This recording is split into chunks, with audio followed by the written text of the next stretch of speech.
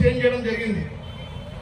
ఢిల్లీలో అనేక రకాల సౌకర్యాలున్నా ప్రజలంతా అక్కడ ఉంటే దౌలతాబాద్ లో ఒక కొండపైన ఉన్నటువంటి గుట్టలో పైన అక్కడ దేశ రాజధాని ఏర్పాటు చేయాలని ఢిల్లీ నుంచి అందరినీ మొత్తం లక్షలాది మందిని తీసుకొచ్చి సైనికులు తీసుకొచ్చి దౌలతాబాద్ తీసుకురావడం జరిగింది.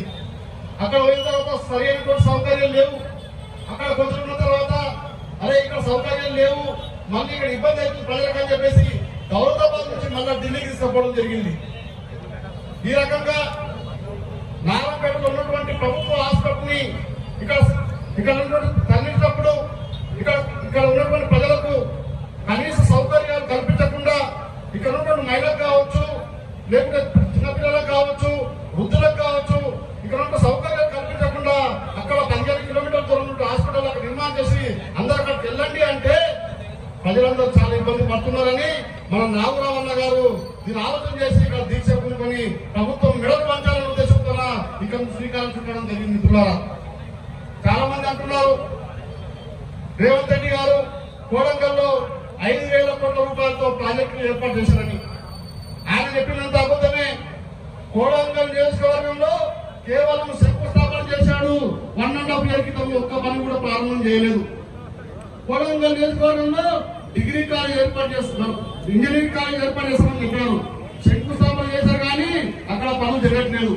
మహిళా డిగ్రీ కళాశాల ఏర్పాటు చేస్తామని చెప్పారు, అయినా అక్కడ పనులు జరగట్లేదు.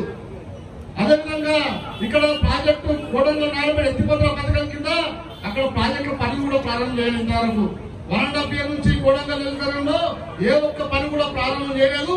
కేవలం ఒక రోడ్లు మాత్రమే వేస్తున్నారు. రోడ్లు తప్పిస్తే ఎక్కడ ప్రభుత్వ కార్యాలయాలు నిర్మించలేదు, అక్కడ అభివృద్ధి కార్యక్రమం చేయట్లేదు. మిత్రులారా, రేవంత్ రెడ్డి ఇచ్చినటువంటి హామీలు ఏవైతున్నాయో హామీలు ఏవైతే తుంగలు దొక్కారో ఈరోజు కోడంగల్లో ఉన్నటువంటి హామీలన్నీ కూడా తుంగలు దొక్కే ప్రయత్నం చేస్తా ఉన్నారు.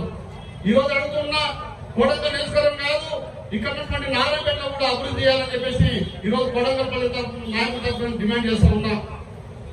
ఈ ప్రాంతంలో ఈ యొక్క తెలంగాణ ప్రాంతంలో ఈ యొక్క ఉమ్మడి పాలమూరు జిల్లా వెనుకబడినటువంటి ప్రాంతం. ఆ ఉమ్మడి పాలమూరు జిల్లాలో నారాయణపేట ప్రాంతం చాలా వెనుకబడినటువంటి ప్రాంతం. మిత్రులారా, ఈ ప్రాంతం అభివృద్ధి చెందాలంటే ఇక్కడ ఇంజనీరింగ్ కాలేజ్ కావాలి.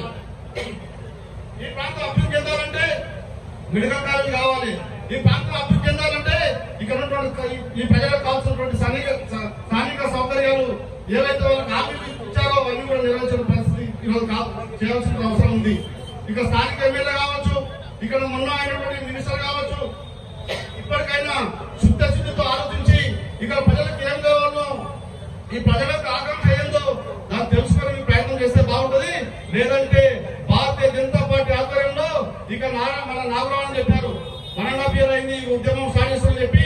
కాబట్టి ఇక మీ వెనుకబడి మీ పనులు చేసే వరకు మీ వెనుకబడి మేము పనులు చేపిస్తామని సందర్భంగా మనవి చేస్తూ కోడంగల్లో కూడా నువ్వు చేసినటువంటి హామీలు ఏవైతున్నాయో ఆ హామీల గురించి కూడా మేము పోరాటం చేయడానికి సిద్ధంగా ఉన్నాం. నారాయణపేట ఇక్కడ నుంచి శ్రీకారం చుట్టాం, నెక్స్ట్ కోడంగల్ నుంచి కూడా శ్రీకారం చుట్టడానికి